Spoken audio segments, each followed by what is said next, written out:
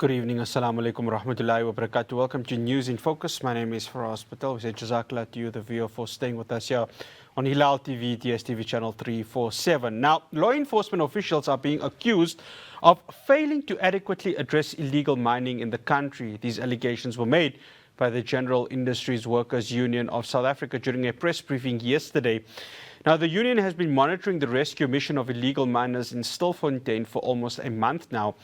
Now, since August, police have arrested more than 1,300 Zama-Zamas as part of Operation Vala Mgodi, aimed at shutting down illegal mining syndicates. The union's president, Mametlwa Sibey, said law enforcement strategy of targeting illegal miners is misdirected. Joining me now, I'd like to welcome the spokesperson of GIWUSA, Koketso Phasha. Koketso, thank you so much for joining us here on News in Focus on Hilaal TV. It's a pleasure being here, Faraz. Yeah. Thanks. No, it's an absolute pleasure. Okay, so let's start off. Of course, GIWUSA is saying the strategy of targeting illegal miners is misdirected. What is it? And I heard bits of the press briefing yesterday where, of course, GIWUSA said there needed to be another way. What is that other way? If you could maybe share to the viewers that GIWUSA would have wanted the law enforcement authorities to go ahead and treat these illegal miners. Look, when the flu season approaches, we try by all means to keep warm so that we do not have to go to the doctor. But we are taking the issue. What needs to be done here from a law enforcement point of view or perspective would be that they should be taking the problem at the root cause. What is the root cause? The root cause is the syndicates which operate. And these syndicates were given an opportunity, by the way, by the crisis which we face as a country and which is prevalent on the African continent in general, the crisis of unemployment, the crisis of poverty. People are doing these illegal activities not because they do not know that they are dangerous and they are illegal. They know those things very well. However, they are forced into these situations because they are also trying to survive, as the government has failed, as the capitalist companies are continuing their attacks on makers. I mean, just to elaborate on the point of capitalist companies, we see almost every second day that a company is letting off so many workers. What do you think those workers are going to do to survive? I mean, these are workers who are earning, in the best case, or in most cases, just around 10,000, and they cannot really save much from that 10,000. They use this 10,000 for school fees, for groceries, and everything else which a typical working class family would use their money for. A typical black working class family would use their money for in our country. So the people are doing this because they are forced into the situation, not because they do it because of maybe it's nice or something along those lines. Koketso, I'll agree with you on that because, I mean, it's a definitive legacy problem of unemployment. And, of course, just today, you saw the Q3 stats coming out where the economy is contracted. It doesn't spell good reading for the South African economy. But the Northwest has been such a hotbed of, mining industries being there, so many of them closing down, so many of them not really attending to these abandoned mines. And I think that begs the question of, has there been consultation between unions like yourself, GIWUSA, and government to say, what is the plan really of going ahead and solving the mining issue, given that we've got these abandoned mines, but there really isn't investment to make it from illegal to an actual legal entity where these miners can earn a salary, which is in accordance not only with the Constitution, but of course the economic mechanisms that govern this country? Look, yes, there have been conversations around mine closures and everything along those lines. However, the companies continue to be or to come out victorious in their attempts to cut corners in closing their businesses, which of course, or obviously, as we may know in the case of Stilfontein and many other communities across the country, that they do not do what they are required to do by law when they are granted these mining licenses to say you need to at least contribute towards development and things of that sort. So these companies are blatantly disregarding those things which are come as terms with them or to them getting their mining licenses. And in them closing their mines, we find that there's no community development there. People, you find that they might operate in a community for so many years. However, the only thing or some of the few things that people would gain from the mine would just be the jobs that the mine would create. And that would be it. And when the mine closes, then the community's economy follows suit. It just collapses because there's nothing which it's holding on to. But if the mines were doing what they have to do in terms of making sure that there's community upliftment, there's community development and skills development programs in various communities, I'm quite confident that communities would be able to sustain themselves. But the mining experiences in their areas, however, because that is not the situation as we speak, then we see what we are seeing. And this is an organic crisis of the capitalist establishment of the capitalism system, by the way, which we've been calling for so long that it should be dealt away with. We should take the nationalization route to say, nationalize all the strategic points of our economy so that they can help develop the economy holistically and benefit everyone, not just a tiny group of business people in our country, a tiny group of capitalist people in our country. Next segment, I am going to bring up the discussion of nationalization of mining, but I want to touch on the law enforcement. So obviously your union has been in Stilfontein now for the past few weeks. We've seen, of course, the police presence being there. There's been a to and from, obviously, because we've seen community trying to help these illegal miners get food or other clothing or other necessities, clothing being, of course, one of them. In your view, has there been a bit of an abuse of power from the law enforcement officials, given, of course, what GIWUSA is saying, that there's really not an adequate addressing of how these illegal miners needed to be treated, given the fragility of the situation right there?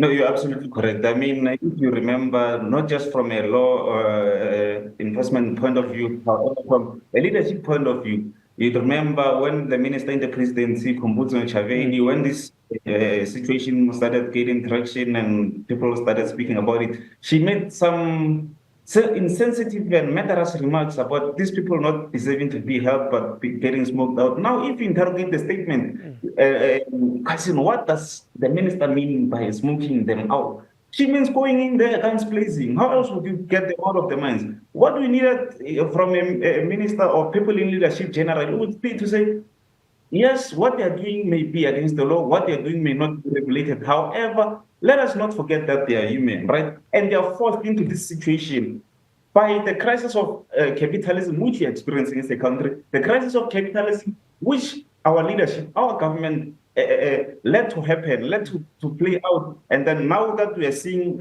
some undesired ramifications of such a setup, then they cry foul to say, no, these people are doing these things illegally. So, however, they are failing to get even the basics right. I mean, just creating a few jobs for people to survive, or if that is very difficult for them to do, they are just failing to make sure that companies do not unfairly retrench people. Maybe company will be claiming we cannot pay these people, but if you check their finances, they can very much be able to pay their staff and possibly extend their staff. However, because this company exists to create profit, such things prevail. I don't know if maybe some of the people in leadership positions in government that is in battle with these companies or not. However, we see them letting them get away with it. And then they go and attack the very poor people of this country, the poor of the poorest, be that they are the locals or people who came here, documented or not. Let us not forget that these are people who are fending for themselves and their families. And if you investigate their backgrounds, many of these people come from families or backgrounds which are in higher poverty. And in most cases, they are the only people who are making means to make sure that their families survive.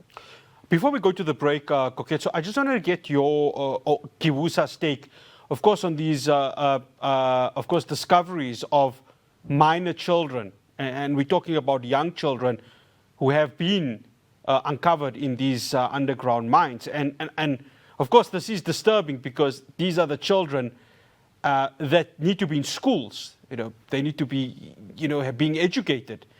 And unfortunately, given the situation, what has been happening in their communities, they have now been forced to go into these underground mines and, of course, do stuff. Of course, there's been accusations flying around, they're either being trafficked or they're acting as sex workers, whatever the case may be. Whatever it is, it is really disturbing. And I think no parent deserves to see that happening. What is GIWUSA's take on this, given that minors are really being abused in these mines and there seems to be no real accountability for what's happening? Look, the first point of accountability in this regard would be the big mining corporations which existed in communities and left them in dire poverty. The second would be the government to say, government, why did you let this mines get away with it? I mean, we need to really attack the problem where it emanates from. If you want to deal away with a tree, you need to uproot it or cut it from the trunk. You don't just cut the branches and hopes they don't grow back. That which seems to be what the government is doing. So for this situation, as unfortunate as it is our reality to say there are children there who are supposed to be getting education from secondary level, tertiary level. However, because of their economic backgrounds, they are forced into such undesirable situations where they get to work and fend for their families, as difficult as it may be underground, given that is a type of environment which requires hard labor, and some of them have not developed physically to be able to take such challenges. However, it is a situation which our government and the establishment have jointly or collaboratively led to happen. And this is what we are seeing. This is the result. And one of many to come in so many years in future. After the break, I continue my conversation with Koketso Phasha. We're going to be discussing about government's role. Have they played a significant role? And not just Stilfontein, but really the mining communities as a whole too. Stay tuned. Welcome back. I'm still in conversation with GIWUSA spokesperson Koketso Phasha. Koketso, let's touch on, of course, the comments that were made by Minister in the Presidency, Kumbutsa Nchaveni, of course, the quote-unquote smoke them out. But I think it speaks to a larger aspect of this, in that, is government really in touch with mining communities? I ask this because many mining communities have said this, and I've spoken to mining analysts and different unions, and they say the problem starts with cabinet, especially the mineral resources and petroleum minister Gwede Mantashe. They feel that he just doesn't speak to the mining communities. I want to get GIWUSA's comment on this. Is this a reflection that the union looks at? Yes, that is a common sentiment that we share. I mean, where have we ever seen not just the two ministers that you mentioned, but the government generally speak to communities when there's nothing for them in return? I mean, we typically see our government leaders go reach out to communities when they have something to gain in return. We see them do it a lot during the elections period. And that is just about it. Now, if you go around the country to many communities and ask, hey, when last did you have a government representative come here to speak to you, can actually do something about that? Chances are you'll find that out of maybe 100 that you'll visit, 90 of them will say, no, we've not had any government leader come here to address our challenges. That is one of the failures that our government have come to being characterized with. Hence, one would feel safe to say our government has failed, and it continues to do so. It fails the people, the very people that it promises a lot of things, the very people who vote these individuals and these parties into the confidence of leadership. And the government, the same thing of the mining space generally has not been one which is to be commended or one which is commendable. I mean, as I've emphasized throughout the conversation to say, we need to attack the problem at the root cause. The root cause is the unemployment which we are facing as a country. It's the high cost of living. I mean, in the past few years, past few months, so many workers have been stripped of 40% of their buying power. Now, what do you think? And their salaries have remained stagnant. Now, what do you think people are going to do in that regard? People are going to explore alternative means of survival, right? And this is just one of but many things which people do in an attempt to survive. And not because it's nice, but because our government has made it fashionable to subject people to poverty and ultimately force them to do such things. Koketso, And again, I'm going to touch on the unemployment. I mean, the issue of unemployment is massive. What's it, just over 43% or close to that. Now comes the question, of course, nationalization. You spoke of that. Now, the current mining situation within South Africa speaks of the conglomerates, the multinationals that own the mines in South Africa. Now, for there to be a complete 180, it's going to take time. Of course, they've put investment, and I'm going to speak, obviously, from their part, and this is the argument that they would make. They would say, we've put investment into the country. For us to withdraw the investment would take quite some time. If you're going to nationalize it, that'll, of course, see a very massive change within how mining is done in South Africa. To counter that unemployment issue, is nationalization the way to go? And if so, what are some of the aspects that need to happen so that if wherever the government's going to be who takes this nationalization, and of course there's quite a few parties within the National Assembly that look at nationalization of the mine, how does that get implemented to counter the unemployment issue within the country, especially the communities that are in these mining industries? Yes, absolutely. Nationalization is the way. I mean, let me just, on a lighter note, you wouldn't allow your neighbor to come and benefit from the fruits in your yard if No, you of do not course. benefit. Of course, So definitely. why is our government letting multinational corporations come to South Africa, exploit the land, exploit our labor force, and leave without bettering the livelihoods of the locals? That is something which is not to be tolerated. We, as South Africans, should not allow such to happen. To say these mining corporations come from wherever they come to South Africa, they get mining license, they mine, they get accumulate all of this wealth from our natural resources. And the only thing we benefit is just this mere thousands which they pay people with, which inevitably lead to people swimming in there. I mean, now if you check across our country, a wide majority of the working class people are swimming or are drowning in that rather. So we of the sentiment that nationalization is the way to go about it. The first step would just to be to deny any multinational corporation which comes to South Africa looking for mining rights, deny them the mining rights, give them to keep the mining rights in the hands of the government. Let government take on the initiative to say, now we've discovered that there are certain minerals at a particular point or at a particular area in our country, and then we are going to use our capacity as the government to make sure that these minerals benefit the local people of that particular area and the wider country in general. So if we take that route, I'm quite confident that we will have a improvement in our society. Unemployment will not be so high, and the crime will also decrease proportionally as employment rises and unemployment declines. But if we fail to take steps in such a direction, I can almost guarantee you that we are going to see so many disasters in this country, disasters where people are going to stand up and revolt against the government and these big multinational corporations. What we saw in 2021 would just be as if somebody is telling lies when things happen in the future because of this panic crisis of capitalism that we are seeing as we speak.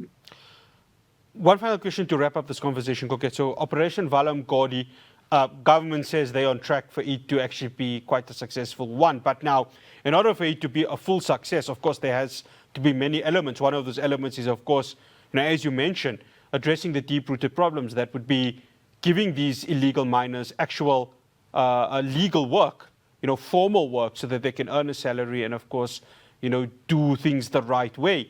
But what about the syndicates? I mean, how much of this lies in trying to take down these syndicates? Because if the syndicates are not going to be taken down, then illegal mining is going to continue. And it seems to be quite a struggle for government. So from a GIWUSA perspective, how do you then say, for this operation to be a success, there has to be a rampant clamping down on the syndicates, and then only you can actually declare victory over illegal mining? Look, clamping down the syndicates would be one thing, but the most logical way to go about it is to make sure that they are jobs. I mean, if they are working jobs, people will not put their lives in danger. People will not put their lives on the line going into closed shafts and all of these things. People would go to other workplaces which are not so demanding in terms of physical strength and that are not so dangerous and which are paying well. But if you say the people who are now in the artisanal mining space are to be given formal jobs, and they take such jobs, and then you do not tackle the problem at the root, then you have not done anything. Because say there are 50 artisanal miners across the country, we take them into formal employment, and then unemployment still remains high. People who are also desperate to survive and make a living for themselves are going to take the chances. They're going to take the opportunity, or the spaces rather, which would have been left by those who would have been provided a chance in formal employment, to say, okay, they are gone, there's a space for us to go and exploit, let us do so. That would be the case. Now, if, as I said, if you want to really address these challenges, you need a systematic change. You need to find new ways of doing things, which we, by the way, we also always stress to say nationalization is the way to go about doing these things. And just taking 10,000 artisanal miners into formal employment does not really solve the problem. Yes, it solves the problem for a selected few, but what about the remaining majority of people who will still remain unemployed, those who will still remain in the artisanal mining space, as dangerous as it is? I mean, going into the shafts alone is dangerous, as we see now in Stilfontein, that some contract, they have been reported that people are always blazing guns, leaders of the syndicates and so on and so forth. So people would take the safest solution out of this problem. However, our government seems to be, I don't know, they seem to pretend to be oblivious to the situation, because maybe they're trying to please their so-called investors and so on and so forth, compromising the livelihood of the people on the ground, the very people who they go to when they want to be kept and to be escalated to positions of power. Koketso, thank you so much for joining us here on News in Focus on Hilaal TV. Much appreciated.